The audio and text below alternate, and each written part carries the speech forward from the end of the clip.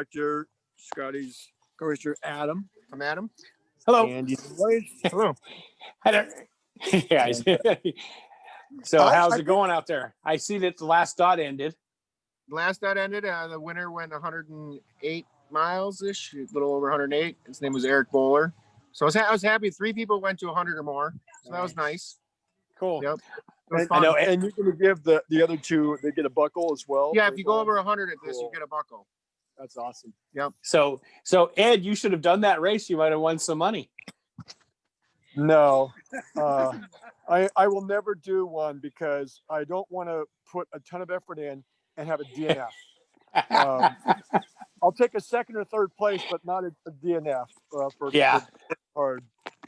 I don't know. Are you guys giving them credit for the mileage? Because I know, like, if you do it through one of Laz's races, DNF, you either you win or everybody else is, you were there. And I just don't want to work that hard. I'm thinking about, like when Courtney went to whatever it was, 240 miles, and like that's just too much effort. Hey, so update on Moab is Goggins still charging up? No, is it? How does he say his name? It says Michelle Gragula. How do you say his name? Yeah, the Badwater guy. What's his name? How does he go? Michelle? Yeah, Graglia. Yeah. Okay. Yeah, he's at 224 miles. So he's almost done. He's got 15 more miles or so to go.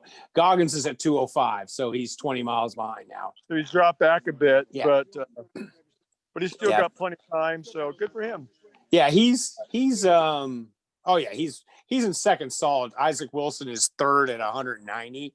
So it's basically there's about 15. There's 10 miles between first and second, and 15 miles between second and third. So there's plenty of room. Good and then this lady Jessie Morton, she's at 178. Morton Laghow.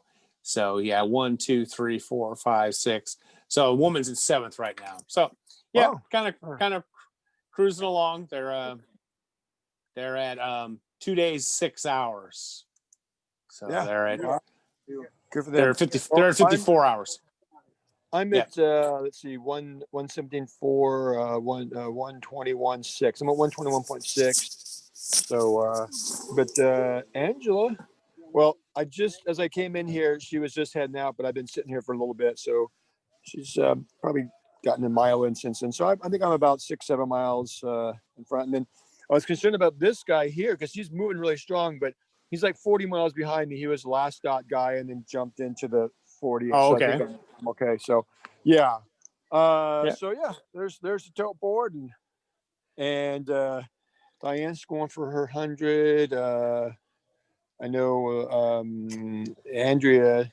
Where's Andrea? Amanda. She went. Amanda. Finishing her 100 right now. Amanda's finishing her 100. So and Jordan, not too bad. He ended up dropping. So So anyway, all right, heading out. So bye guys. Thanks for being here. Appreciate everything. Thanks so much. Yeah. Oh, hey guys. That Denise. Thanks. The Denise one I was telling you about, she's at 168. Carla's been doing really well. She's been moving up. Carla's at 140. Of course, she's got 100 more miles to go. Oh, geez. That's terrible. That's not 140. 100 more miles to go.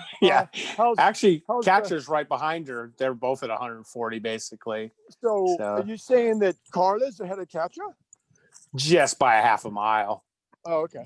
Or they're like at 140, 141 and 139. So actually, 2 miles. Carla's, I could see them connecting up and finishing the race together since they've got bad water and other things, the history and their friends. So I would certainly want to. They're a couple miles behind. You know what's interesting is they've got it's this great track leaders thing. Right at about I don't know what it is, about 175 miles, you go straight uphill to an elevation over 10,000 feet. Oh yeah. So so you get to 175, and then you go up to like 10,000. And then when you get to like 10,000, then you go all the way down, screaming back down to the finish line, which is 4. So like in the last 30 miles, you go downhill, which that'd be kind of, I think, kind of brutal. But you look at the, it's a big loop. but like at about 180 miles, you go straight uphill. And then the last 40 miles, you go downhill back to town probably or whatever. So, well, that's good that you're now just doing a 2 miles out and back. You're not doing the whole same kind of distance, but, Right. And, and did you guys, then you slept, you said some? Yeah. I took a nap early on. I was at, I think 76 miles maybe.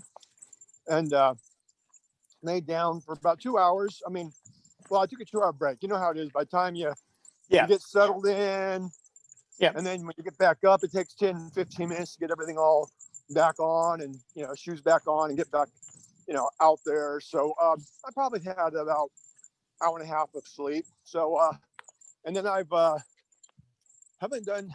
taken a couple, well, I was doing really well. I got up and was moving really strong. And I had a jacket on and didn't really realize it until I came into the aid station. And I said, oh, I'll take it off. It was soaked and my shirt was soaked. I'd been sweating and it wasn't breathing. And so I took it off. It was wet, but I was moving pretty well and no humidity. So over time it dried out. But then, you know how it, just before sunup, how, it just seems to be the temperature will drop. Yeah, it's the dew point. Yeah.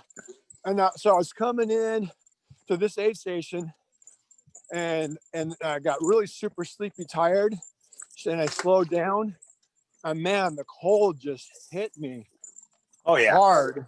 And I started like kind of, walking off the course. And it's like, I got to get to the aid station. So I got to the aid station and got a couple blankets and, got underneath there and kind of got warmed up a bit. And that was probably about an hour I took for that. Yeah. And then one more time I came in here and took about 20, 30 minutes. So I've taken a few breaks. I don't think Angela's taken hardly any breaks at all. I mean, she didn't do the night.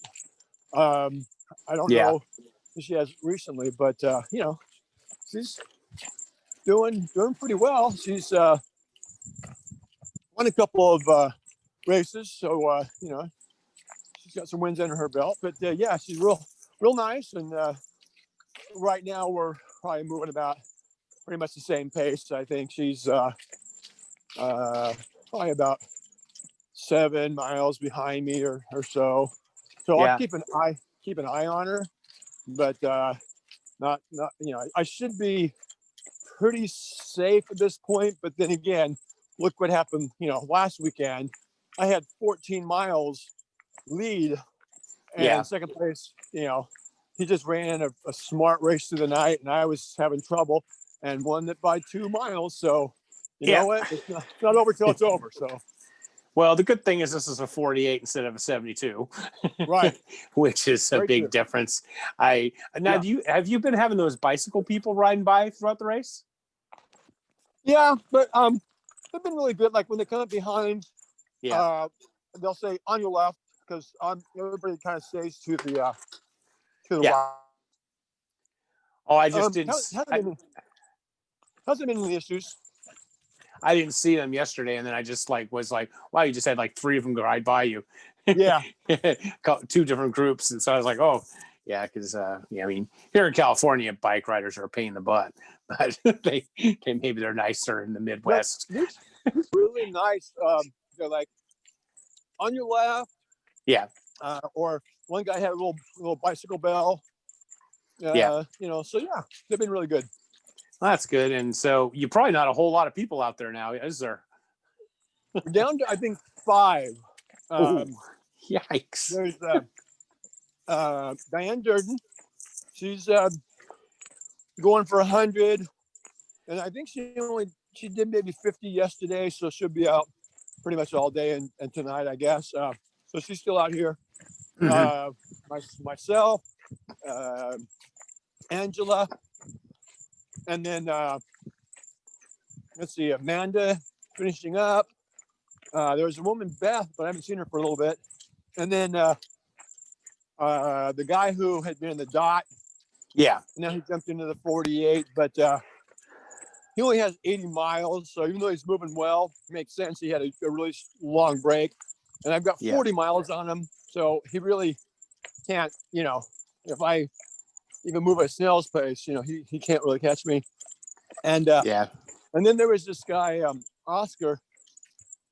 Originally, they had a 24-hour start on Saturday and one on Sunday, and he thought he signed up for the Sunday one. They had eliminated the Sunday 24 hours just because so few people. Yeah. So he showed up for packet pickup, and they said, "Oh man, really sorry." So he actually started at midnight. So he'll end tonight at midnight for his 24. So he's out here. But yeah, that's about it. Well, that's what I was asking you about, that you're gonna be out there.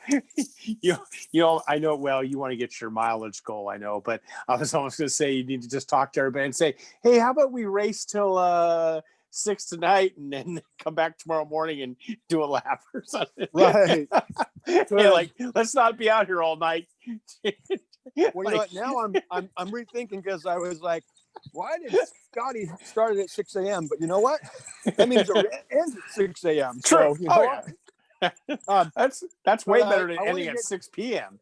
The 6 p.m. finish was the worst when we did that at Modesto. That was the worst. Way better at 6 a.m. start. And you know what? And even a 6 p.m. start. Yeah. A race is better than no race at all any time. So I'll take, I'm glad to heckle. They have 100, 115 and 2. So it's like, well, I got at least go to 150 to get the 150 buckle. So that'll keep me moving. Oh, okay. And you were at how far? 108 or something is what you said? No, I'm now at 121. Oh, okay. When I get in, let's see. When I get in, I should be at 125.8 when I get in. So, when I get in, about a marathon to go. And you've got, are you 3 hours or 2 different hours from me? 3? 2 hours. 2. Okay, so you're at 2:30. So you've got 15 hours or something, I guess, huh? Yeah. Oh, so you got plenty of time. Well, that's good to hear. It was funny. I went out and met a friend, and we went walking this morning for 7 or 8 miles, and I get home and I'm like, man, I'm tired. But then I'm like, oh yeah, Ed's still out there.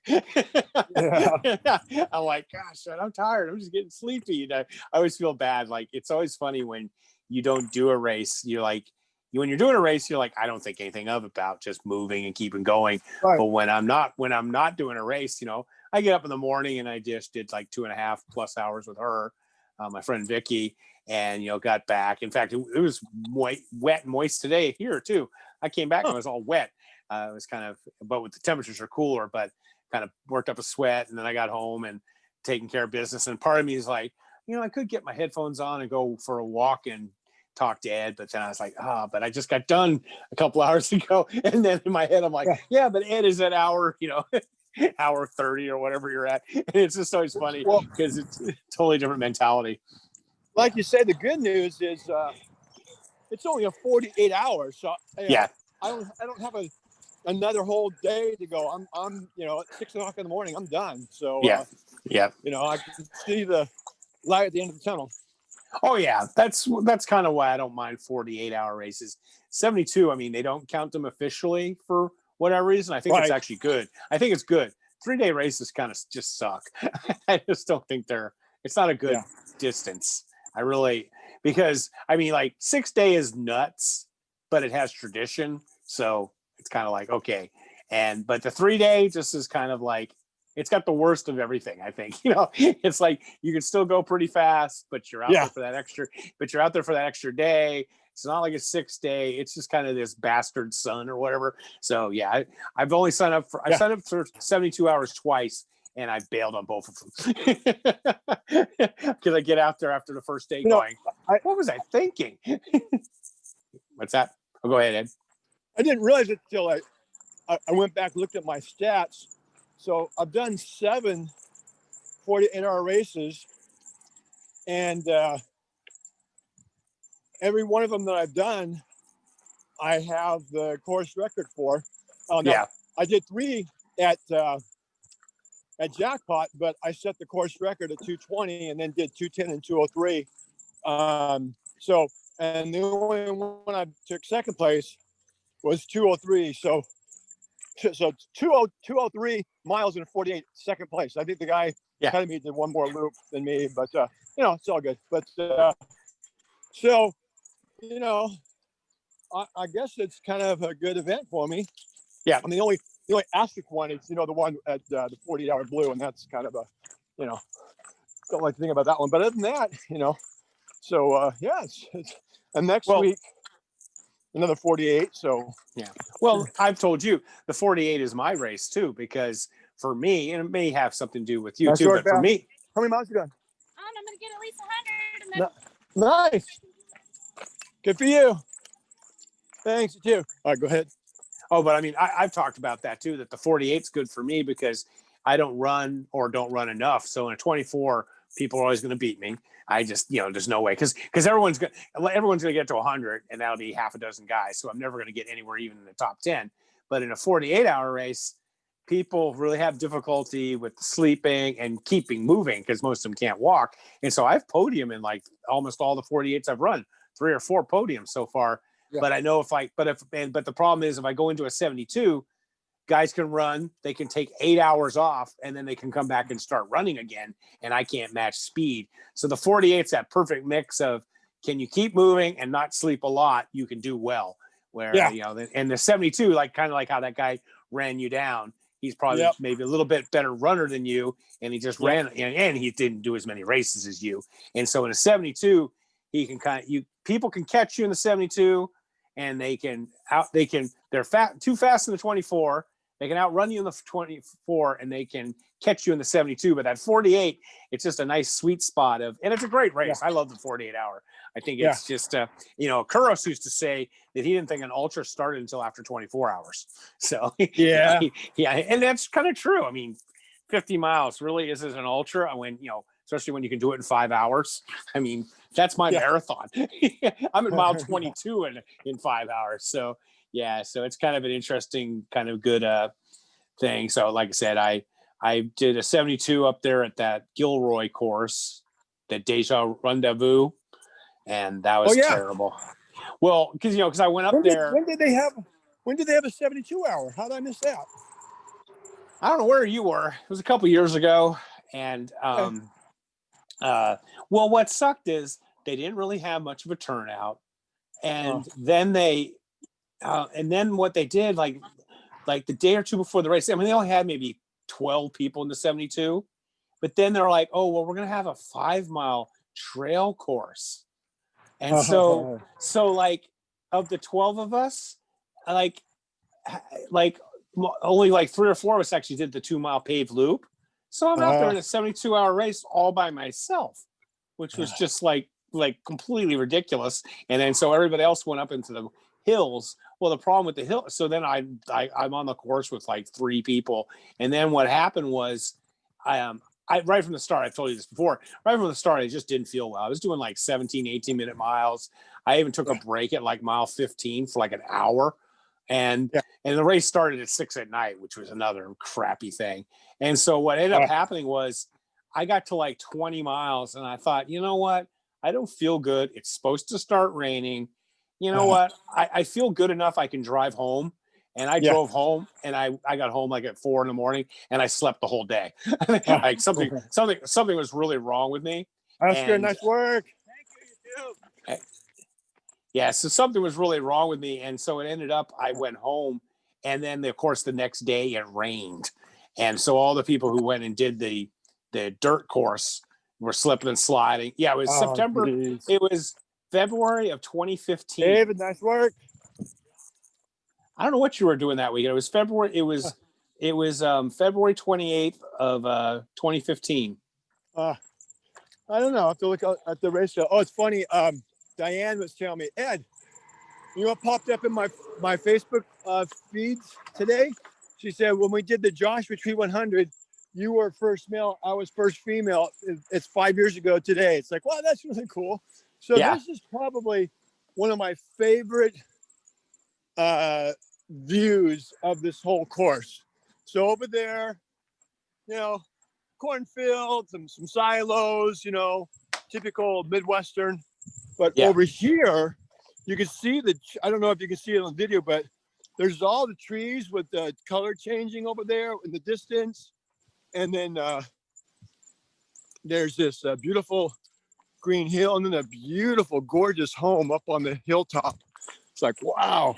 So kind of a little bit of it coming through here, kind of a little bit of a inspirational views here. Nice. So last time I'll be seeing it. You know, what was interesting, Ed, is you know what you did at that race? You were a big wuss at that rendezvous race when I did the 72. Did I do a smaller distance? Yeah, you did the 24. Aha. How bizarre. Did I win it? Yeah, but you got 112 miles, but the only problem is there was only 6 people in it, so it was one of those don't count. Oh, it doesn't show up. Yeah. Yeah. So that's there must have been some reason why I decided I didn't want to do that 72. Maybe it was because the trail aspect. I didn't want to run on the trail. No, they did that like last minute. You probably ran a race the day before or something. Right. That's right. Probably. Yeah. But, let me roll. I'm just out of curiosity, wondering like, why did Ed? Let's see. You did Desert Solstice. Oh, let's see. It's way back in February. Yeah, because it was weird. It's surprising I went and did it because it was kind of right after. It was jackpot. Yeah, you did the jackpot race, and then. Yeah, so you did jackpot 111 on the 24 there, which was odd. Or no, I think that year was the only race they had was the 24 because I did the 12 hour. Actually, the only time I've been over 50 miles. And then you did Vegas Moonlight 24 on March 7th. So that's very strange that you didn't do the how odd. Who knows? Usually yeah, it's kind of funny, like I don't remember, but yeah, no. So what happened was, last minute, like the week of the race, they said, actually, I think it was like the day before they came up with this stupid thing, and so like some guy named Chris Smith did 205, Ray Sanchez did 204, and Catcher did 172. But what happened was, it started raining, it got super muddy, and so all the people who were on the 5-mile trail course ended up on the pavement. So, and there was only 10 people in the 72. So yeah, there was 10 of us. And then they sent like 7 of them. So I'm on that 2-mile loop starting at 6 in by myself. It's like that place was always a screwy race. So they had 100. I probably did chicken out. I probably saw Ray's name on the 3-day and looked on the 24 and didn't see much of a competition and thought, you know what? I'd rather go for the win than battle Ray for 3 days solid. So that's probably why I ended up going to the 24. I'm thinking. Yeah. And the 48 was 156. Yeah, no, it's just funny because I'm always telling you like, hey, why don't you do the short race? No, I got to run the, whatever the longest race is. I'm always like, yeah, you're nuts. So anyways, so I went to that and I ended up coming in dead. I came in 10th out of 10, and my 72 hour, how many miles I did? 20.1. Oh man. That's terrible. Yeah. 20 miles in 72 hours. So of course, so I went like 6 hours, went home, drove home, slept the whole day. And then of course it was, it was just miserable. But yeah, Ken Dozier was there. He only got 102 in. Because he was Mr. 200 for a while. Whatever happened to him? I know he did a bunch of 200s in 1 year. And then I never saw hide nor hair from him. I know he's up from the Bay Area, if I remember right. Yeah. But yeah, you know who beat him that year? In the 72? Dan Baglione. Remember Dan, the Italian? Baglione? The 84-year-old? The name sounds familiar. Yeah, he's the 84-year-old, the little Italian guy that we've done lots of races with. Yeah. He passed away last year or something. Yeah, he was. Yeah. Dan from Forest Hill. Yeah. He beat Ken. he beat Ken. Oh, He did 100. wow. He did 103.8, and Ken did 102.5. Dan came in sixth. he was Wow. only 6 miles behind Joel Gatt. Wow. Good for him. Good old Dan. Yeah, he was a sweetheart. Yeah. I remember he went to the race for ages, like one of the last races he went to, but he had some really major heart issues. And so his doctor wouldn't let him fly. And so he was trying to find someone to like take the train there with him. And I almost was like going to go do it. He ended up finding someone, and they like took the train to race for the ages. And that was one of his last races. So I always liked him. Ken, he ran the last race he ran 100K. Yeah, he hasn't run a 20. Yeah, he hasn't run 100 miles since 2016. He did. Last one he ran was Rio del Lago. Yeah, because he was. Go ahead, Ed. Go ahead. I was just saying, it's how people come into the sport and then they kind of just drift away or disappear, and then you bring up a name. It's like, I haven't seen that guy in years and years and years. Yeah. Well, he was really all gun ho about like trying to do the most 200s in a year, right? Exactly. Or something like that, and was all kind of. That's what you should do, except they're too expensive. And you know what? I've thought about it. I think Walter kind of put some feelers out about maybe doing that. See, the problem is, I could do it with 72-hour races. Yeah. I don't know if I can still squeeze 200 into a 48 anymore. I've done it in the past, but have to be just perfect conditions. But I could do it.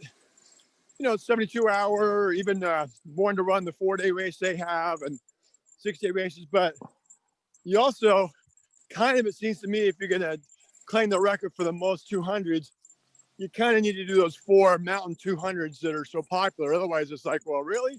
You did all these other flat ones, but you didn't do Moab and Tahoe and, those others. So I don't know. Yeah. And that's, and they're just so expensive and stuff. Yes. And time consuming. Sure. Because you gotta, what's that? Then they beat the heck out of you too. I mean, geez, 240 miles of mountain running. I mean, Allison was like really, really looking at doing the Moab because so much stuff was canceled and they were talking about it happening. But then I was like, we started doing the math and I said, you live in Livermore, which means you can't drive straight across. You're going to have to come down to Bakersfield and then go up, and it was going to be like a 15-hour drive from the Bay Area.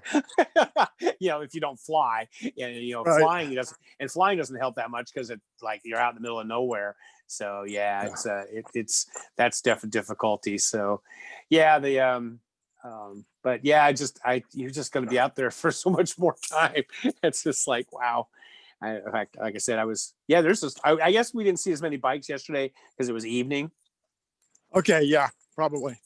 Yeah. So it's like, cause I was like, wow, there's just been a ton of people riding by you. And it's funny when we set this up, I said, well, let's do it at 2:00 my time, 12 years, because it'll be a little bit warm. Well, it's been overcast the whole day. And then at 2:00, boom, the sun pops out. Mm-hmm. So you guys are, I just noticed it was real cloudy and, but I guess there it gets cloudy all the time. You guys aren't expecting any rain or anything, are you? I don't know. I show up at these and Oh no, I meant like the locals will say, oh, we're going to get some rain here or something. Nobody said anything about that. And I think I did check and it said that tomorrow there's supposed to be some showers. So I think we're pretty safe. That's good. Wouldn't want to be out because that, I don't know. No. I never want to have rain. That's for sure. So So like I said, nothing much going on on any of the race front, but it is, like I said, it's nice to have the Moab is going on and something different to a big time race for the most part. And Michelle, he's at 2:26 now. So he's only got about 14 miles to go. He's a 20-mile lead and he'll be done. He'll maybe be done in another 5 or 6 hours. So he'll get it's pretty amazing how fast, like Courtney and some other guy 2 years ago at Tahoe did it like in 50 hours. It's just phenomenal how fast because what it is they've kind of figured out how to race these things finally. Like I've watched the progress, and at first no one really seemed to have any clue what they were doing, and so they were like running too fast or blowing up or taking 67 hours and all that kind of thing. And then recently it's like, wow, they figured out it's very impressive. The times in fact, because that year we were tracking because they have such a great tracking system, and it was great that like there was a real race going on. Like Courtney and him were back and forth within minutes of each other, and then like third through 10th were all within a few miles of each other in a 200-mile race. Yeah, in fact, I just looked here, and this guy named Kyle Curtin, he's 31 now. He did 49:27 on that course. Wow. Yeah. And it's a legit 205 miles. I mean, like Sean Nakamura, Sean did 58 hours on there. Yeah. And, it's interesting. I wonder what happened to him. You said he DNF'd early on. Yeah. And what's interesting is like Sean, you'll see him in like a looped race. And, it's interesting, like these guys can crush these 200-mile trail races. And then you put them on a fixed time loop and they don't do very well at all. Yeah. It's like 1, 2, 3, 4, 5, 6, 7 guys basically 7 guys. Well, like 10 guys have gone under 60 hours and 30 minutes for 205 miles. That's pretty amazing. And then of course women, like Courtney, she was 49:54 and he was 49:27. So he got her by 27 minutes. Yeah. I mean, even the first 8, the best 8 women all time. I mean, this is since they've been doing the race in 5 or 6 years. There's like 7 women who broke 72 hours, which is pretty impressive because it's not a super, super hard course, but it's definitely not easy. So it's interesting. It's just such a different mind game, obviously, as like what you're doing right now. I mean, like I'm shaking my head going, oh God, Ed, you got how much more time and you're out there on your own, but you just kind of roll with it. I've just been out of it so long. I mean, like I said, the last race I did and you were at was our, Celtic Winter Classic. And somehow I got to 73 miles, which I actually think is fairly amazing because I just walked the whole time and I was bored out of my mind. And, but I ended up, I kind of was dumb because we always have a lot of people get to 100. We don't have a big field, but we had 6 people get to 100 miles or a little above. And then like everyone else stopped at 100K. So I went like an extra 11 miles for absolutely no reason to get 5th place or whatever it was. But I told myself, I said, well, my goals at the race were I wanted to do at least a mile every hour. And I wanted to try and get 72 miles, 3 miles an hour. And so I ended up getting 73. My wife, Blocker, came out. She will do like the first hour with me. And then she comes back and does the last hour or two. And she helped me get to 73. So I would have been perfectly happy with 72. Technical, Andy, you beat me at that race because I was signed up for the 24. And you and Adam allowed me to drop into the 50 mile because I was having some real issues. But to me, I consider that a DNF because I didn't do a 24. To me, it means 100. If I don't do 124, it's like I didn't put the effort or something happened. So you beat me at that race. Yeah, I know. That's why we talked about it in a other podcast about how I wish there was like a rule book for fixed timed events. Like you can't drop down. You're in the race. Right. You're in. you know, and stuff. I mean, we as race directors. I mean, I'm sort of the race director, and everyone, they kind of do it or let you do it, and it's kind of. Yeah, it's kind of sometimes you're like, I wish they, because like I said, I have a 20 mile 72 hour, and then I have a 27 hour 50 miler because when I did the tunnel race, which I guess is next week, I guess they're putting on the tunnel race, but they're only allowing them to have like 50 people or 100 people. So that's all. Wow. Yeah, which is weird because I mean, but it's they. I just saw a message because I was wondering what was going to happen with that race, and they just sent out a text or something about it. Yeah, the state of Illinois is they're going to have 100 participants combined for the 100 and the 50. So that's not gonna be very. Wow. Only 100 people on that big old long course. It'll be compared to. Well, how many aid stations are there? It's you go out 12 and a half miles both directions, so there's that one. I think there's only maybe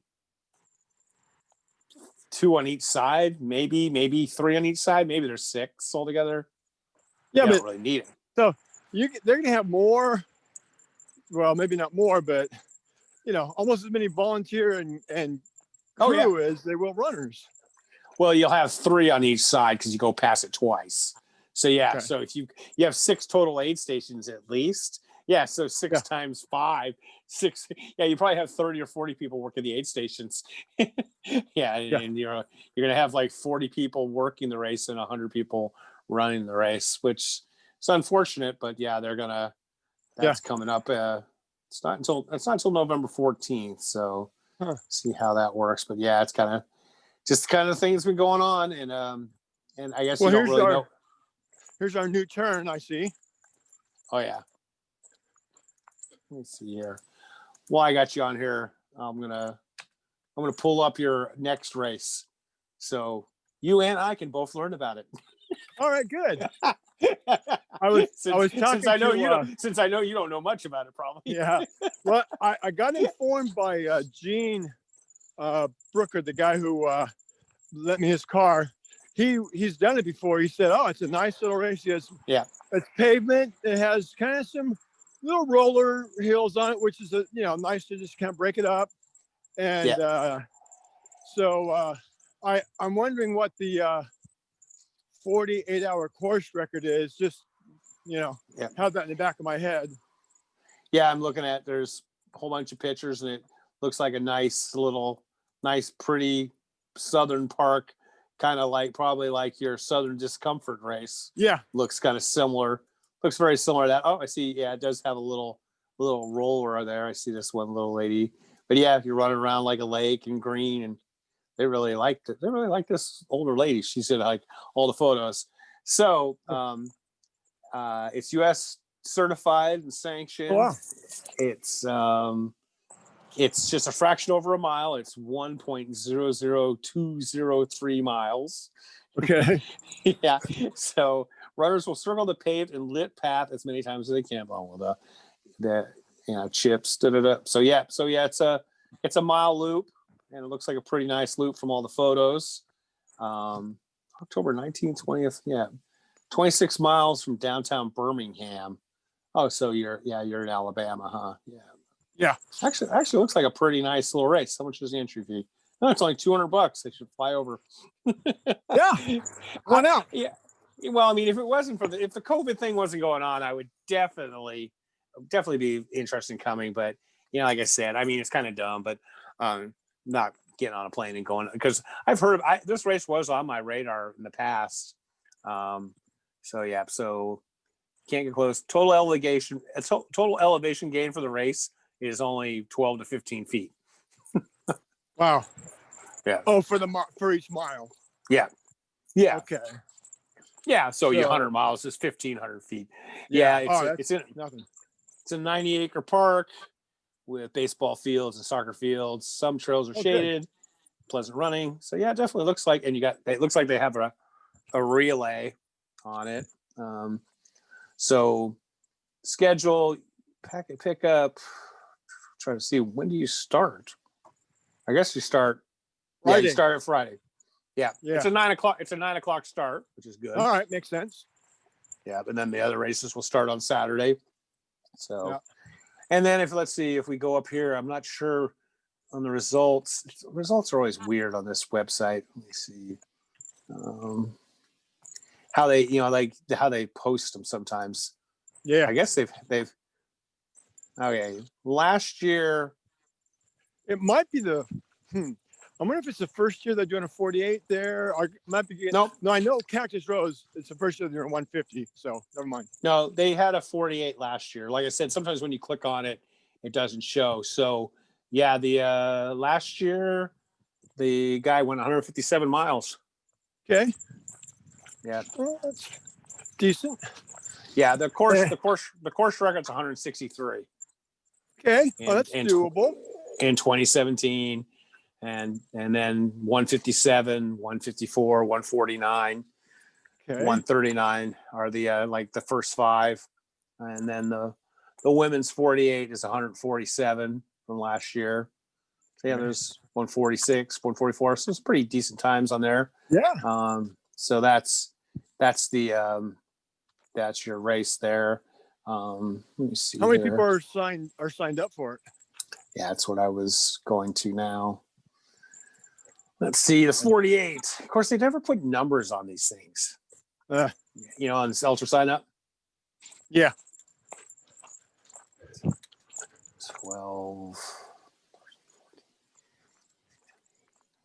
20, 21, 22, 23, 24. There's quite a few, actually. 48-hour race got quite a few. Huh. There's another 6, pretty 7. spot. You can kind of see through the trees, but this little There's state probably here with the pond and the pretty trees. Oh, nice. Yeah, Yeah. there's over 100. There's over 40 people in the 48. Wow. Yeah. Okay. I mean, you have to scroll like 2 pages. I mean, I was just doing a, you are, there you are. You're ranked 4th. Okay. There's a gal that I wonder if this lady ran that race you did in Colorado. She's from Lakewood, Colorado. Oh. Claire Farrow.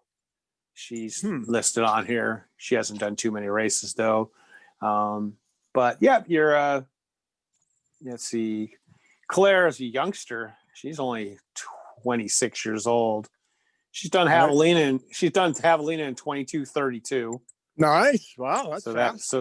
so that's your your number one person. She's a All youngster.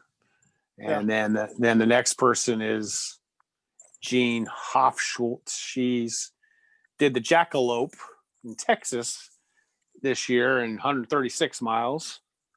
Okay. She did that. She was actually at the 6 days in the Dome. Oh. 2019. Last summer she did 337 at the Dome. Okay. She's a 300-mile 6 person. So she's there. And then Eric, the other male there, he's 125, 30, and another 125s. So yeah. So it looks like the two ladies are definitely going to be, I think that one lady will definitely be, Jean will be your main competition. It looks like. Actually, it's interesting. 1, 2, 3, 4, 5. Like in the first 7, it's like 5 of them are women. Well, it's by the ultra sign up score, which is always kind of screwy if you don't really run any races, or you're like us and you run races with people like Zach Bitter, and Joe Peaches. You get your my scores. I got like a 55%. It's like because I did a 12-hour race with Zach, and I got 3rd in the race, and he beat me by 52 miles. Yeah.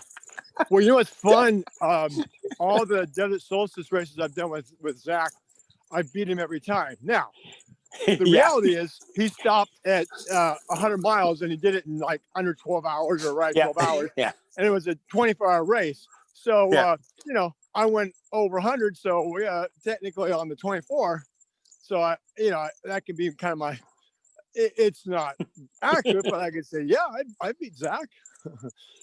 Yeah. In fact, Jamil's there. She's going to be there. At where? At your Alabama race. Not Jamil, Jamil. The lady from Georgia. Jamil, Abdul Rahim. Oh, yeah. The lady that helped you out at the Atlanta race, I believe. Yeah. Jamila? I call her Jamila. Yeah. She signed up for the 48 hour. So she'll be there. Right. She's like the only name I recognize. A lot of Alabama, Florida. A lot of good to know because I need to I never properly thanked her, and so I want to get something to take, and I don't know, a Starbucks gift certificate or something to she really helped me out a lot. So yeah, I'm gonna have to put some thought into that and do Nice. that. So And that'll be cool. that Francesca Munchin lady's in the Yep. 24.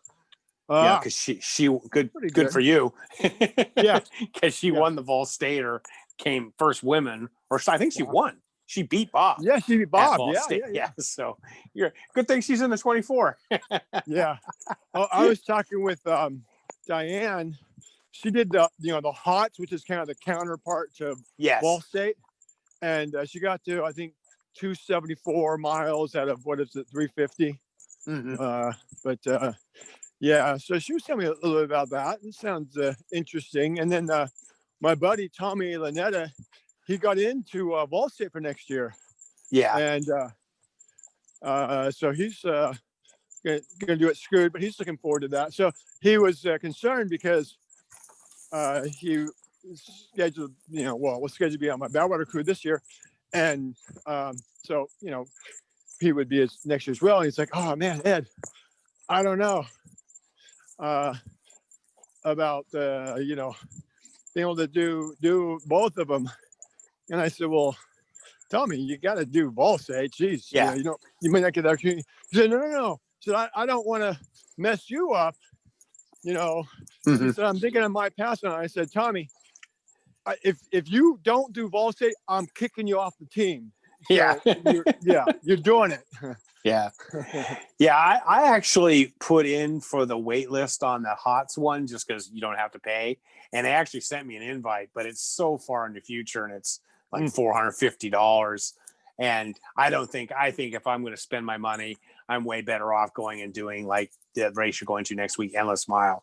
I'm much better on a 1 mile loop, know what I'm doing. Yeah. Because, the thing is, I was in Vol State in 2014. Because I've told you the story before. I'm sure it's on the podcast, but I was at the first 6-day race and we had all those East Coast people. And, after a couple of days, John Price and all of them are coming up, you should do Vol State. You should do Vol State. And I was like, yeah, I don't know. And then, so I took a break right before midnight and the price was going to go up $100 or something.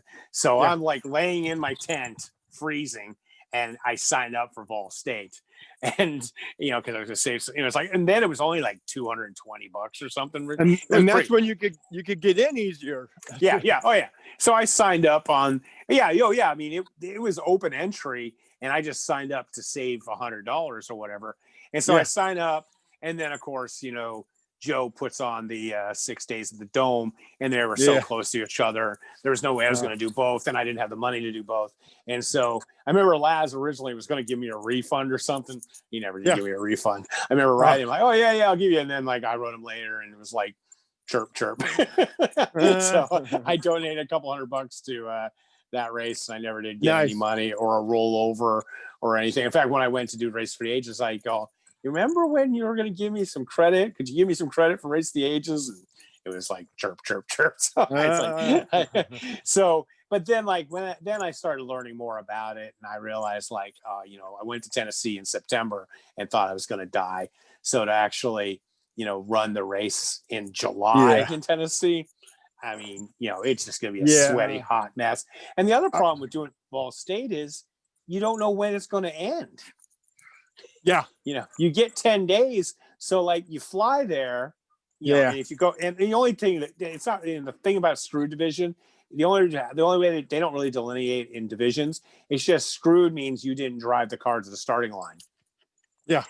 Because they pay for your bus ride and they get a hotel room for you. If you do the screwed division, it doesn't matter. Like you can have people help you. So the problem is if you go there, you get 10 days to do the race. But say you finish in like, I probably could finish in 6 or 7. But when do I book my plane ride? Yeah. And like, I don't want to be in Tennessee any longer than I have to be. Yeah. So it's like, like yourself, like if you went and did it, you'd probably do it in, 4 days or so.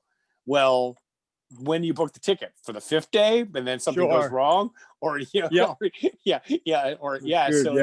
it's like this kind of like not knowing when a race is going to end for me just seems but the heat and humidity. So anyways, I signed up and they've been sending me emails. Hey, sign up for HOTS, but it's like $460. That's not till next July. And I'm like, I don't really want to give him $460. Plus, No. who knows what's going to happen next summer. Sure. And I should save my money because, like I said, this endless mile race, I remember looking it up before COVID hit. I was trying to plan out my year ages ago, and this is a pretty, $200 for a 48-hour race is pretty good. Yeah. Plus, isn't your BB race sometime in the summer as well? What's that? The BB race that you like? No, the BB race is like the end of September. Oh, okay. Yeah. I mean, I was looking at both of them, but the reason I was looking at this race, I mean, I'd probably go back because I did have that crazy goal of doing an ultra in every state. Yeah. And I've only got like 10. So, but, because I was inspired by Ann Trayson. And, she was doing all the states. So I think I have 10. I wonder how many you have now. Probably. I don't know. I've done a whole bunch though recently because this is a new state. Last week was a new state. Alabama was a new state. Kansas was a new state. Kentucky. Got a bunch of Oklahoma was a new one. So I must be probably getting up to 20 maybe. Yeah, you'll have to sometime if you ever have time sit down and do the states because it's like you got California, Arizona, Alabama, Oklahoma, Oregon, Georgia, Kentucky, Tennessee, Kansas. That's 9. I'm just kind of looking over here. Washington. Colorado. Washington. Well, I'm doing yours. I'm going down your list. There's Washington's 10. Arizona again. Florida is like 11. I don't think I count 11. 11. Oregon, I think I've counted before. 11. Nevada's, so that's 12. Texas, probably 13. Yeah. Utah would be 14. 14. I'm going down the list. Utah would be 14. Just doing a quick nasty there, but Tennessee would be like 15. 15 states. New York, there's 16. New Jersey, you did recently, so that wasn't on here in ultrasound, I don't think, but that'd be like 17. Yeah, you have to definitely sit down and map it out. Yeah. It looks like you probably got about at least 20. I'm seeing a lot of repeats here. There's a Colorado. I'm just doing it off the top of my head. There's a Wisconsin. So my goal, because I've done Washington and Kentucky, but those were 50 milers. But my goal would be a 100 miler in every state. Oh, Alaska from 6 days. So so that'd be a goal to try and get a 100 miler in every state. Yeah, I mean, you have so many damn races, so it's kind of hard to scroll through. Yeah, but right. You probably got about 20. You got probably around 20 states. I mean, I'm just doing it like off of looking at it and remembering. Oh yeah, I counted Florida already, or something, or Utah. So that'd be interesting to try and do. But that was why I was looking at this endless mile race. But and also the price is $200 for a 48-hour race is nice. Yeah. And it might have been even cheaper if you signed up earlier. So sure. Well, I'm looking at there's the Azalea 24-hour in Florida. It's not too far from Tallahassee, and it's $107 for a 24-hour race. It's like you can't even do a marathon for $107. Yeah. That's definitely true. So when you do this, I guess you fly into Birmingham for this endless mile race? I believe so. I got to check. Yeah, probably. So you book flights like last minute then? No, I've got it. It's already, my flight's already booked for there and booked for Texas, but I don't remember because I have so many of them. So I got to look it up. Who are you hopefully you're getting frequent flyer miles, right? Yeah. That's right. And you also got your credit and stuff. Yeah. So haven't used those. Yeah. And then for American Airlines, it's funny. We were out. I was walking with my friend Vicky, who she used to date Joel. She was out at Badwater when Joel did the race a few years ago, and we were just talking about but like miles or something. I was telling her about something, and I said, I go, the Jester, he's trying to do 777 miles this month. She just looked at me like, what? No, You're- 777. That's old news. It's 800 or more now, baby. Oh, I know, but I just told her but I just told her, I go, because we were talking about mileage or something. I was like, yeah, I'm trying to get. I mean, I used to do 100-mile weeks for like 9 years. I was doing 5,000 miles a year, but I've been kind of backing off. And we were talking about, because she's been training more often, and she's going to go do the Borough race this coming week, the 10-miler next week. And I just, some part of the conversation, I just kind of said, I go, yeah, it's trying to run 777 miles for October. Yeah. She looks at me and she's like, what? I'm like, yeah. And when you say it that way, it does sound incredibly. I don't know why it didn't hit me before, but I've done 500-mile months, but 777. Like maybe when I did 306-day race, I might have gotten 600 miles those months, maybe. So yeah, it's a lot of miles. So now, did you give up trying to do a mile or two a day kind of thing? Did you still have your streak going on? I'm blowing it and restarted and blowing it, restarted. So Yeah. I have a new streak that's now, this is like day 4.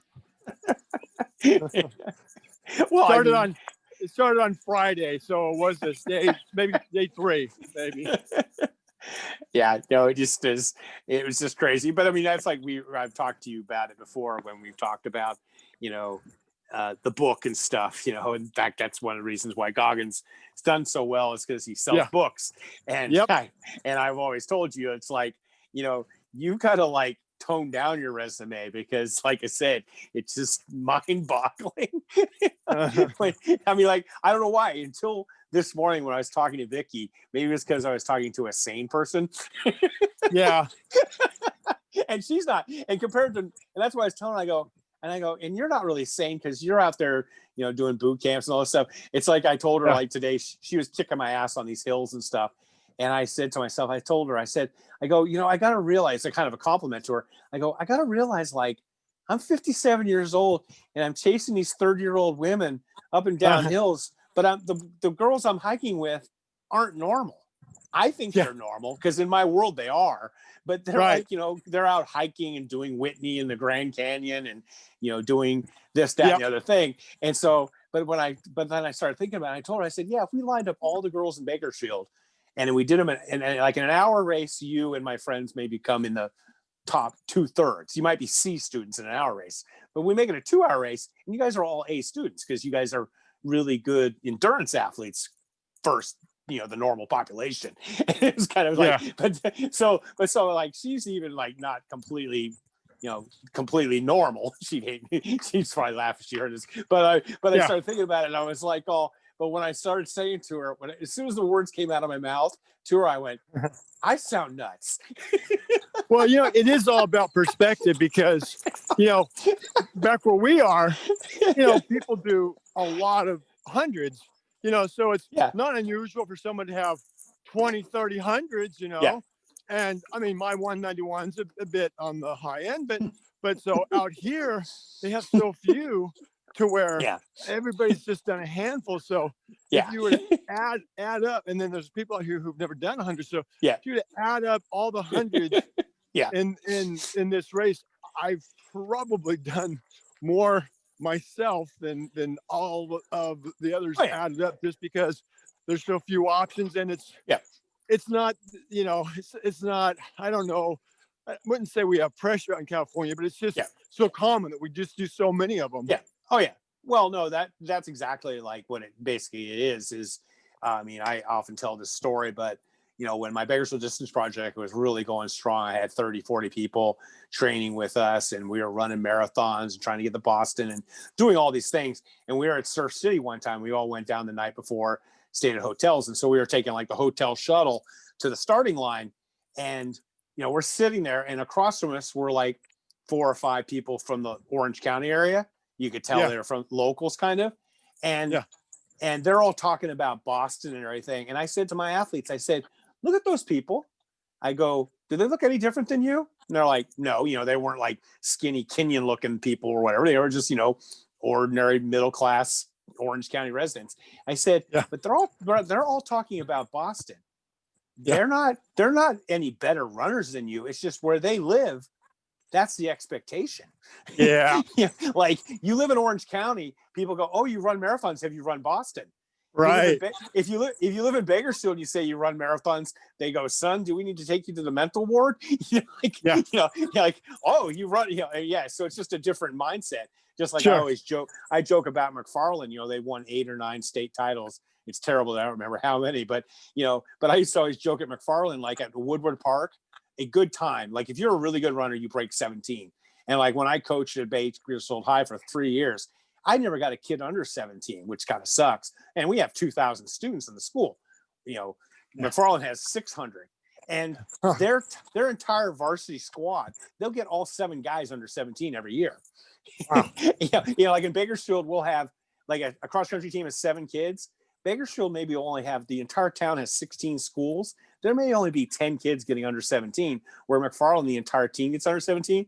And I said, yeah, because like when you live in McFarland, if you come home, your dad or your uncles will say, "Hey, what'd you run today?" And if you say 17, they won't give you dinner. I don't think it's that bad. But if you don't start off with 16, they'll look at you like, what? What are you, a jogger? Because that's right. Like you live in McFarland, you run 16. You live in Southern California, you run ultras all the damn time. Maybe Right. not to our betterment, possibly. I mean, like myself, I'm up to 1900s or longer. Yeah. and unfortunately, I haven't finished 100 in about a long time. I'm been really screwing the pooch here. I've been having a really hard time getting to number 20. So who knows when I'll ever get to 20? But yeah, what's that? It's like in Southern California, in any ultra, you throw a rock and you're going to hit somebody who's done states and Badwater. Yeah. Oh yeah. Out here, it may be Vol State, but they're all, "Oh man, I want to run state sometimes. Oh man, I want to run Badwater sometime. Oh, that's got to be really hard. That's hard to get into, right?" And that's like super, super hard. And because they've heard stories or read Dean Carnace's book or whatever, and it's like, it's difficult, but some of the things you hear are kind of a bit overblown. Yeah. Oh yeah. And I tell people that too. Yeah. So like in 2018, I had like in August 30th, I went 111 at Race for the Ages. And then and a month later, I went and did the BB Farm and did 120. And then I went to Cross the Years and had, that disaster, but I still did 260. But since December of 2018, I haven't gone over 100 because I went to Blue in 2019. I was in the 72-hour race, and I got to day 2, and I was like, I just want to go home. And I was like, but do another 11 laps, you can get to 100 miles. In my head, I was having a conversation with me, and I was like, no, I just want to go home. So I packed my stuff up and went home. And then I went home and did another 40 or 50 miles. So I ended up doing like 100 in the 72-hour period. I probably got 120 miles. I went home and did miles. And then of course I had paid for the flight. Everything was paid for. And I went to the Dome. And the Dome, of course, was where I infamously, I did 61.44 miles. I was 1 lap short of 100K or 2 laps short of 100K. And I just went home. Man. You know what my rank is at the Dome? 11%. Oh, man. Yeah, because the winner went like 500 or something. Yeah. I was 65th overall. Damn thing is, I still wasn't last. I really was blessed that these opportunities came up to do all these races because, last year, starting last year. Okay. So I didn't finish 100 at your race because I've had a habit of doing, I got a late start and there was a bad accident on the freeway. So I showed up, an hour or more late and trying to squeeze 100 miles into 24. And, you and I went to Modesto when we were late, but I still was able to pull off the win. Yeah. But I just, so that didn't happen. That was last year. And then at Celtic, and then DNF at AC, and then I had a couple finishes, but then Chimera DNF there, but they graciously gave me a 100K finish. Yeah. So, but in my mind, it's a DNF, and then this year at Celtic, I dropped, from the 100 to the 50 mile, and then I didn't do any hundreds. My next one was supposed to be Batwater, and then of course that didn't happen. So I was really, for me, that was a bad year. I mean, like 4 100-mile DNFs, all within like a 1 year period from your Celtic to the next Celtic, and then the Chimera and AC in between. So I just had lost a lot of confidence. So being able to come out and do these, and I've so far podiumed at every one of them, even the one that I was signed up for the 24 and they dropped me into the 12-hour. Yeah. There were 3 women that beat me, but only one guy. So I have a second place male at that race, which was a drop down race for me. So I've been just really blessed that, so it's been a confidence booster to come out. And I have to say, honestly, California has some competition, and I don't want to in any way say anything bad. It's just competition's a little different out here, I suppose. And hey, nice work, Angela. Plus, there's thinner numbers. There's just not as many people showing up, and so it's been a blessing for me. You know what sucks at the Dome was one guy actually went less than me. I missed out on getting DNF by a half a mile. Like, hey, couldn't the guy go a little further? He was an old guy. Actually, the Liz Bauer only went 78 miles and went home. Wow. At that race too. Yeah, she was having kind of the same kind of thing I was having, but I'm glad I don't look back at it and go, oh, I can't believe I went home. It was the right thing to do. I just was mentally, I was like, in fact, I loved it because there was that one guy who I really like. He's this Mexican guy who back in the 80s actually walked 100 miles in under 24 hours. Yeah. Mario Escobar from Surprise, Arizona. He got 301. And it was so great because me and him were walking together. And it was so great because I remember he saw me packing my stuff up and he's like, what are you doing, Andy? And I'm like, I'm not having any fun at all. I just want to go home. And he goes, hey, I left for 30 years. Wow. He walked away left in like 1989 and didn't come back till like 2015. Yeah, so I was like, I spoke to the perfect person to be like, hey, I left for a long ass time. Of course, sounds like a Bob Davidson. He did something similar as well. Had been race walking and then walked away for probably close to 30 years, and came back a few years back. It's interesting. I didn't realize. I knew he was flying around at that race. Dave Proctor ended up like going 3:13 at the Dome. That's all? Yeah. Wow. Because he was leading for the longest old time, and then he just completely just blew up. But the thing about it, one thing that was interesting, I don't know if I didn't really notice it across the years, but at the Dome being indoors, he is the loudest runner I've heard. Really? He was beating that. And this was early in the race.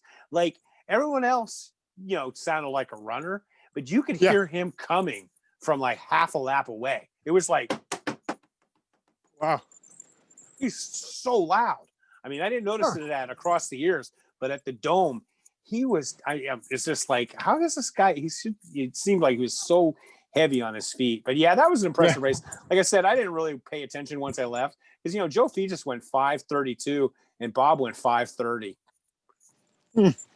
And Dave Johnson went 5:24, and then another guy went 5:10. So you had a race with four guys. Tight. Yeah, four guys over tight. 500. Yeah, very impressive. And then, of course, what was amazing in that race was, Yolanda ended up going 4:13, which was her PR, but she did 100 in the first 24. Yeah, and she barely, she got 100 in like 23 hours and 50 minutes. I mean, when she got done, I've never seen anybody so wiped out. And then she kept going. That's your home away from home? That's what I get to deal with when I'm all done. Oh, Jesus. Yeah. How in the world did that happen? Well, when when Eugene picked me up, he said, "Uh-oh," he said, "I got bad news for you." He said, "I got a tire that's low." So we went and filled it up, and it got me here okay, but it's Yeah. flat. So luckily, there's a gas station. I already checked it out. There's a gas station about a half mile away from here, so I'll just limp it over there, and yeah. So or I might even change it. He has one of those donut spares, so I don't know. I might do that. We'll see. But yeah. So I get to. You don't get to have do it. Auto So, Club?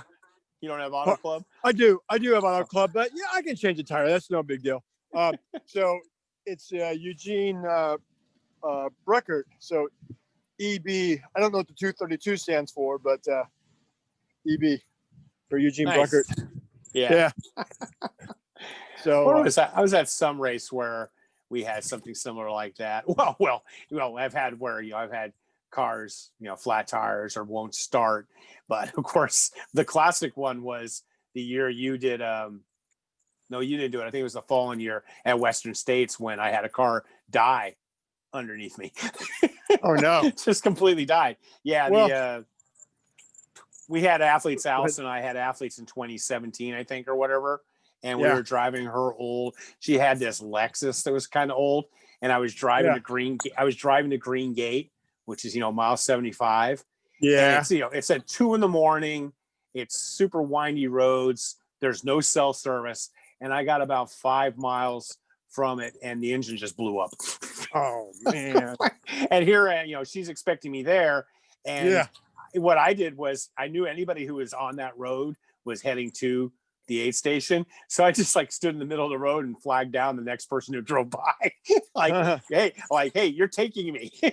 I didn't give anybody an option. I just you're taking me to the aid station. It was some young couple. And then what's that? I was going to say, that's like, I blew the engine of my van going to Badwater one year.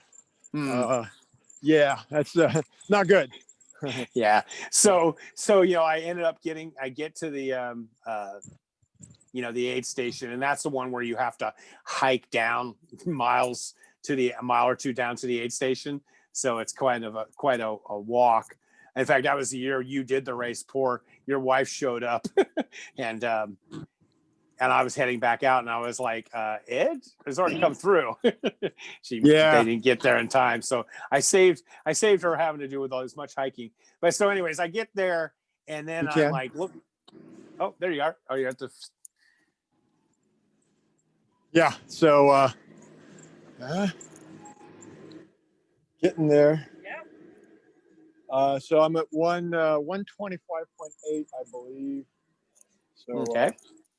Let's see. So you saw her at States. Yeah, she was I helped carry up, but because she'd gotten I think she actually got to the aid station, unfortunately, and then I had to tell her that she'd already been through, and so I helped carry junk up for her. Thanks so much. But good job, Amanda. Hey, before you go, there's going to be a yeah, I'm back. I saw it. So yeah, thanks. All right. Because you did the 4.2 by the time I come back. Yeah. All right. Okay. Because you did the short loop. You did the short loop already, right? Yeah. This one be in the short loop, so that'll be good. Oh, last time you didn't do. Oh, yeah. Okay. You're now just going out and back. Right. So before it was 4.2 each way. Now they've got the turnaround at the 2.1. So for a 2.1 turn. Okay. Back, so, yeah. I thought you were already on the short loop. I didn't realize that. No. I passed where the turnaround point was, but had to get back to the aid station. So yeah. So the car dies, and then I'm at the aid station, and I'm looking at the watch, and I'm like, man, our athlete's not gonna make the cutoff. And so then I hiked down to the river because I figured, well, at least maybe I can get down there and help him out or do something. Yeah. Because Allison was with them. I get down the river. Then that's quite a hike too, huh?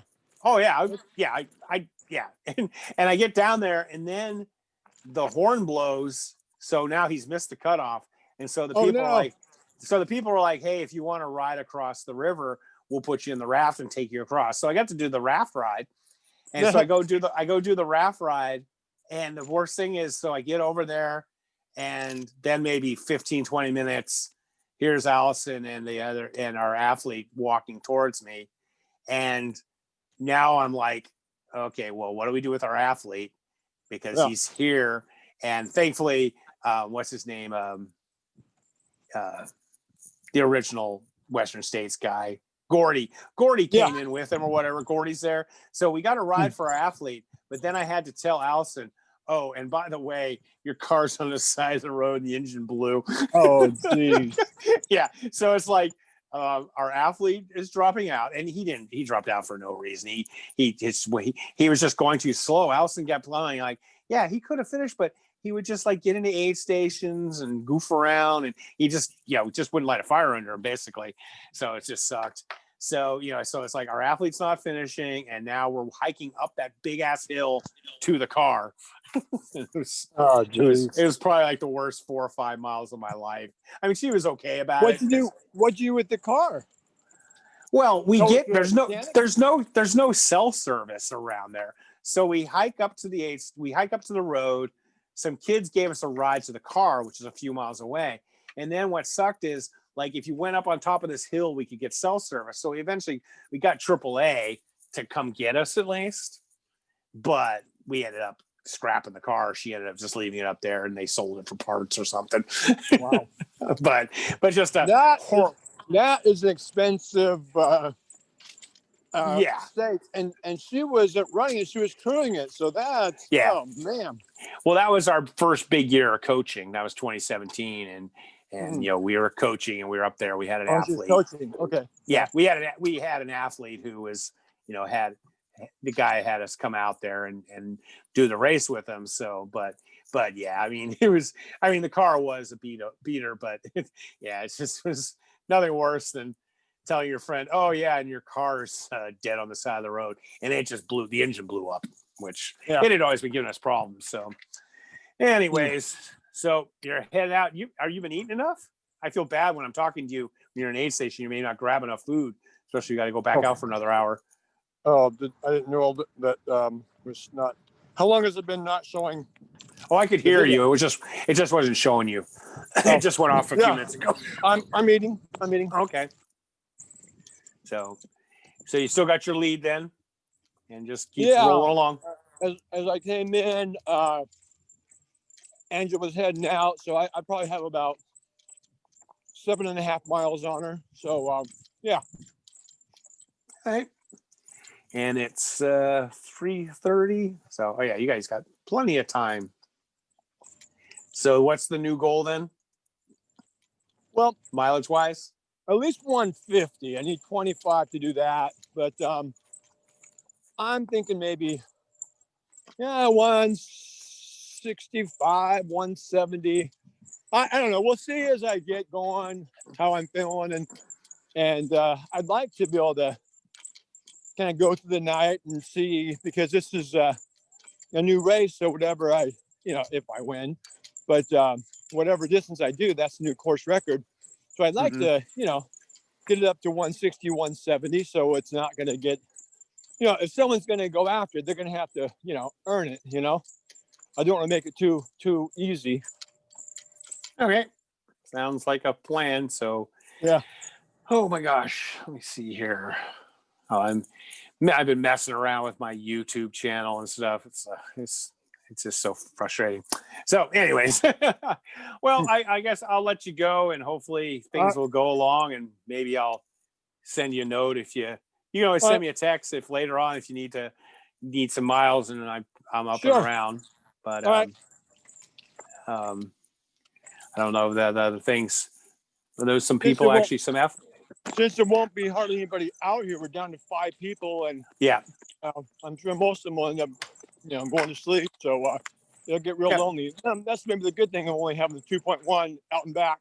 Yeah, I'm glad to hear that, because when we were talking yesterday, I was like, man, 4-mile course, you get awfully lonely. At least this way, you get to see people twice as much. Before I let you go, have you been able to run? Have you been running at all? This morning, I got out and did some running after my sleep, but the legs just aren't feeling it right now. So when it cools off tonight, Yeah. I might do a little bit of running. I'll see, keeping in mind that I've got a race next weekend, so I don't want Yes. to, get too beat up. So we'll see. Yeah. No, it just popped in my head. I was like, oh, I should ask Ed if you've been able to. And what kind of pace have you been doing? 16, 17s or so, or? I'm thinking probably 16, 17s right now. Yeah, my Yeah. Garmin is now only holding a charge for about 8 or 9 hours, and it used to be able to hold a charge for, Oh yeah. 12 to 15 hours. So, and it's, Yeah. I mean, I've had it forever. It's what is it? I don't remember what Don't it's you have do you have the orange one or the blue the one? orange one. Yeah, I've got Oh the yeah, black. that thing. The orange one is super old. That watch is like 10 years old.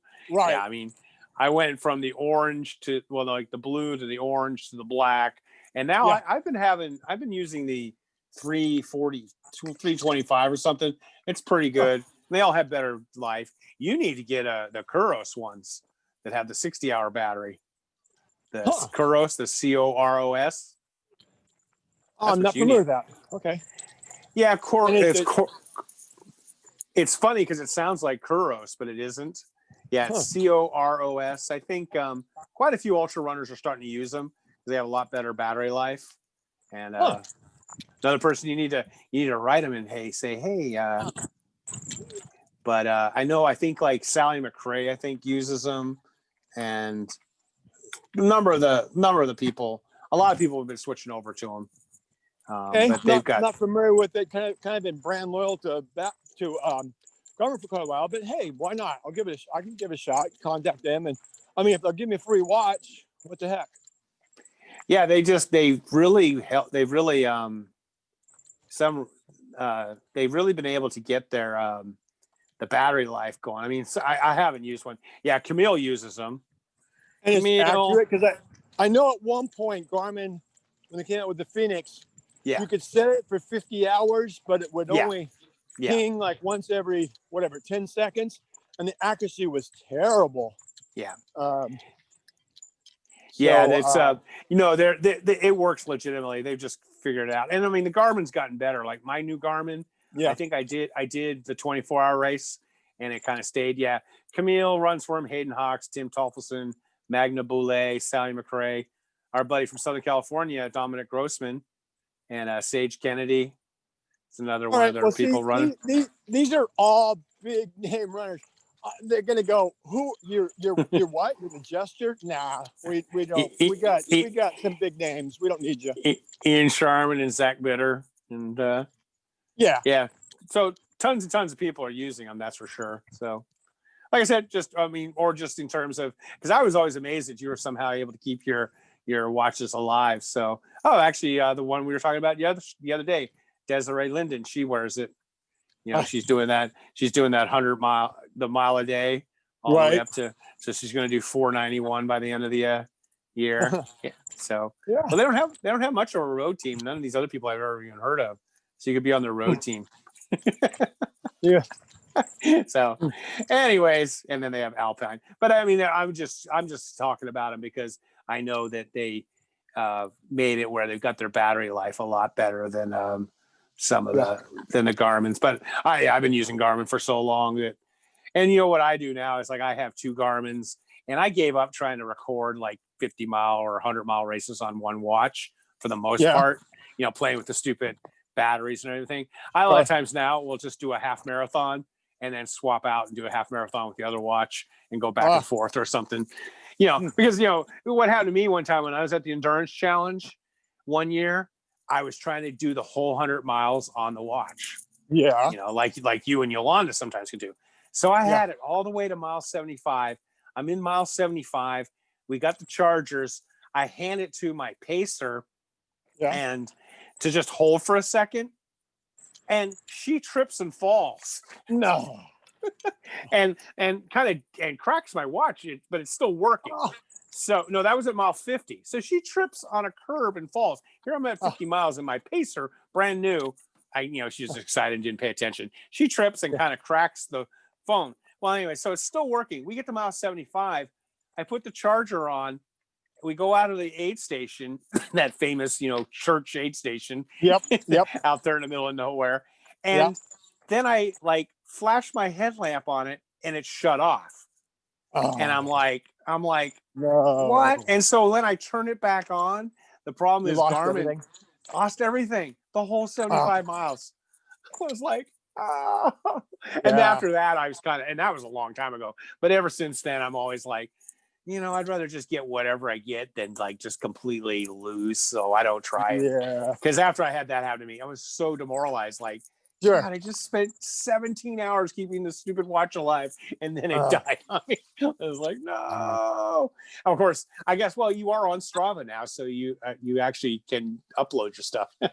You know what? I've been just using the Strava app. I haven't even been using the Garmin when I go out and do my runs now. Oh yeah. Other than out here, because it would take too much battery life on my cell phone. But yeah, when I'm out doing just my daily training runs, I just put the Strava app on and. Yeah. You know what? What's a really amazing how accurate it is considering it's not using GPS. My Fitbit mirrors my Garmin often, like distance-wise. Oh, David. Really? Yeah, I mean, Wow. I'll go out and do 7, like I did 8 miles this morning, and my Fitbit will say 8 miles. And it's just doing by like the stride length and gates. But I'm amazed at how this little Fitbit is pretty damn accurate considering, my Fitbit has a 5-day battery life. So you could do a 6-day race with it almost. I think it's actually more than 5 days, and it's waterproof. So I didn't know Fitbit did mileage. I knew it does steps. I was hearing about steps, but it does mileage as well, huh? Well, it converts it. Okay. But the conversion's really good because, like I said, every day I'll look down and like when I get back in the morning, if I do 6 miles in the morning, my Fitbit will say within a couple hundred yards of, it's you can use GPS too. I think there are some GPS ones. I don't have the GPS because the GPS is what sucks up the battery. So, but I'm amazed at how I really like the Fitbits. Do you have to measure your No, I never have.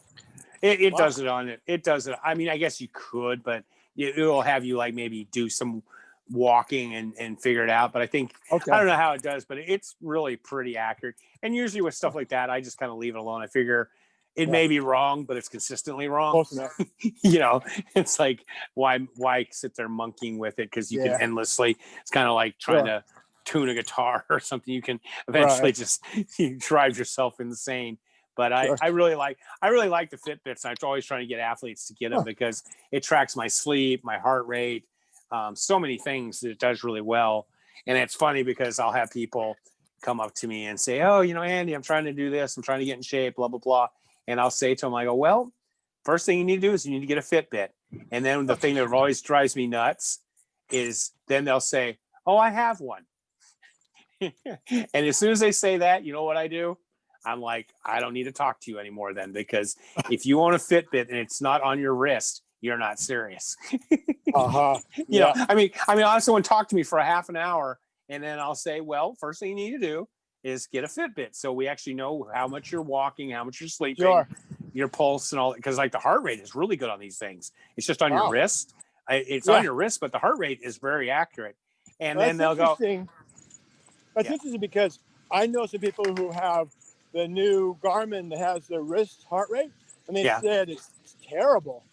And they like the Phoenix. They said they like everything else about it, but they use the heart rate monitor strap because the heart rate on the watch itself is not good. So interesting that Fitbit, this I don't want to say cheap, but this definitely cheaper device is actually accurate on the heart rate. That's interesting.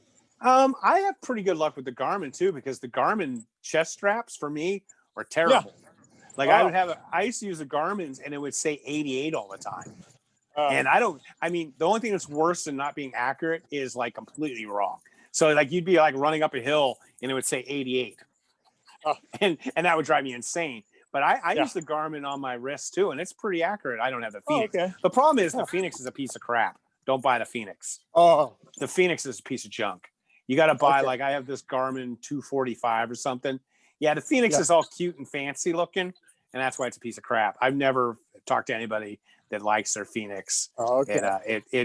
But the Phoenix, like I think I have the 245 or whatever, and it's pretty good, and it's pretty accurate. But yeah, that's just kind of. But yeah, but the Fitbits, like I said, does your pulse. And I mean, it may be off a bit, but those chest straps. And I've been using heart rate monitors since they got invented. I actually used to sell Polar heart rate monitors. In fact, Polar is the company. I always used to tell people back in the day, Yeah. if you want heart rate, buy a Polar. If you want distance, buy a Garmin, because Polar's really good at heart rate, but their GPS kind of sucks. And Garmin used to be, their GPS worked good, but their pulse, their heart rate was a piece of crap. So definitely but it's here or there. Okay, so I'm going to let you go, Ed, but I want to give you an update on the Moab. Michelle is at 229. Okay. And so he's almost done, and David's at 210. So Nice. Yep. So they'll be getting finished pretty soon. And you, before I let you go, what miles are you at now? Probably about 227 right now. Oh, 127. I'm 127. 127. Yeah. You got the 2 in my head. Yeah. Yeah. Oh, 127. no. Yeah, I knew that. Well, that sounds good. Congratulations on getting that far, and keep rolling. And like I said, you can always, if you're struggling or something, send me a text and I can, give you a call or something if I'm up and about, which I'm often up and about doing whatever. Okay. Yeah. Sounds good. All right. Thanks, Andy. Appreciate it. Yeah. Talk to you later then.